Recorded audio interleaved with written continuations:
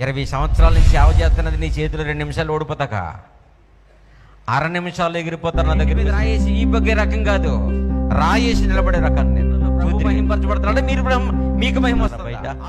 యేసు ప్రభు పుట్టినవాడని ఒకళ్ళంటే పుట్టలేదని ఒకళ్ళు, పుడితే ఏంటి పుట్టకపోతే ఏంటిరా బాబు, మారు మనసు పొందాలి కదా. ఆయన పుట్టాడని తెలిసింది నీకు, నాకేమొచ్చింది? పుట్టలేదని ఛాలెంజ్ చేసి చెప్పా, నీకేమొచ్చింది? తలపోటు. ఉన్న వాళ్ళని పాడు చేయడం తప్ప ఏముంది? రేపు పొద్దున చెప్తాను, రేపు రాత్రికి పుట్టాడో లేదో చూపిస్తాను. ఏమనుకుంటున్నారు వాక్యం అంటే?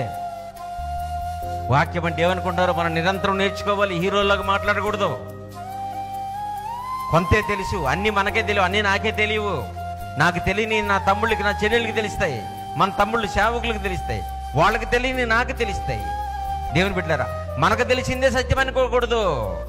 ఏదైనా పబ్లిక్లోకి డెలివర్ చేసేటప్పుడు 10కి 10 ఆలోచించి ఒక వాక్యాన్ని బయట పెట్టాలి. అంతేగాని తప్పుగా అర్థం చేసేసుకుని ప్రజల మీద రుద్దేసేసి ఎవరు వస్తారో రండి తమ్ముళ్ళు అంటున్నారు, 2 నిమిషాల్లో ఓడిచ్చేస్తారంట. 20 సంవత్సరాల నుంచి సేవ చేస్తున్నది నీ చేతులు 2 నిమిషాలు ఓడిపోతాక 6 నిమిషాల్లో ఎగిరిపోతారు. నా దగ్గరికి వస్తే తెలుసా మీకు? 6 నిమిషం. నేను మాటని, నేను ఇంటి మీద రాయేసి ఈ బగ్గే రకం కాదు, రాయేసి నిలబడే రకం. నేను చూతిరిగాని. ఏమనుకుంటున్నారు వాక్యం అంటే?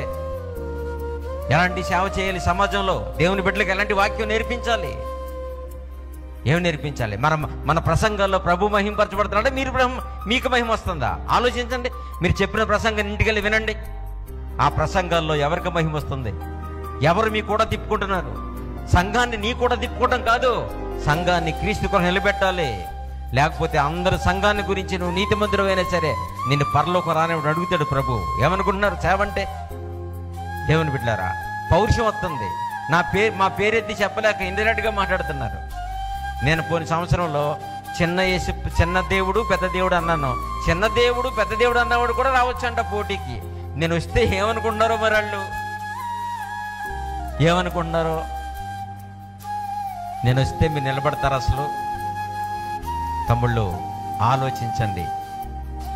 కవ్వించి ప్రజలను రెచ్చగొట్టకుండా దయచేసి. మీరు మాకు ఆత్మీయులు, మా తమ్ముళ్ళయ్యా, మీరు వేరేగా ఎందుకు ఆలోచిస్తున్నారు?